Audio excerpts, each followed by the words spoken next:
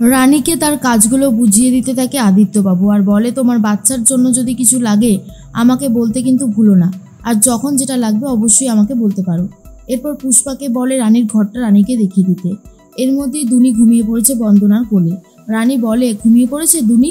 বন্দনা বলে হ্যাঁ, না ওকে শুইয়ে দাও।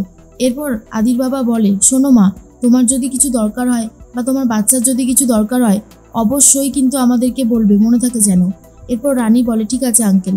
আঙ্কেল আপনি তো একটা মাছ নিয়ে এসেছিলেন, সেই মাছটাকে তো রান্না করতে হবে।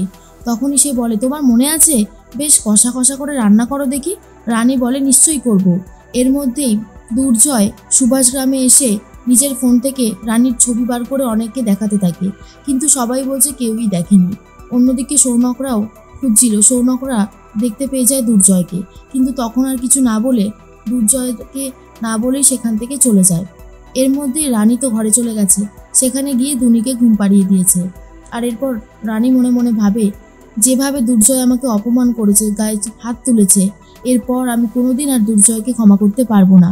নিজের রাস্তা যখন নিজেই দেখে নিয়েছি, বাকি পথটাও নিজেই চলতে পারবো।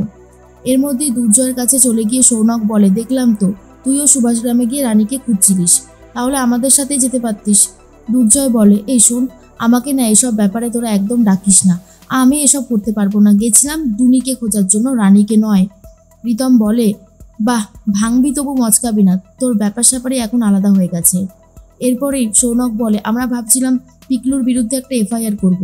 দুর্জয় বলে তোরা যা খুশি কর, আমি এসব করতে পারবো না, আমার হাতে সময় নেই।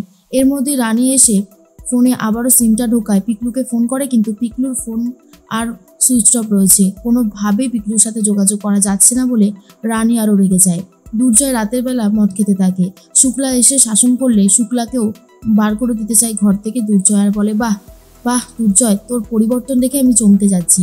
এর মধ্যে রিতম এসে দুর্জয়কে একটা ফাইল দিয়ে যায়, আর দুর্জয় বলে বাহ, কাজের ফাইলটা চলে এসেছে। শুক্লা জিজ্ঞেস করে এটা কিসের ফাইল, কিন্তু দুর্জয় কিছু বলতে চায় না, বলে পরে বলবো। এর মধ্যে রানীকে অর্ডার করে আদিত্যবাবু তার মাকে নিয়ে যেতে হবে বি হেলদি নার্সিংহোমে। রানী বুঝতে পারছিল না কিভাবে যাবে।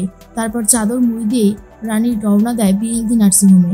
সেখানে গিয়ে উপস্থিত হয়ে বন্দনা দেবীকে ভেতরে নিয়ে যাচ্ছে, আর বলে আমাকে দেখলে নিশ্চয়ই কেউ চিনতে পারবে না।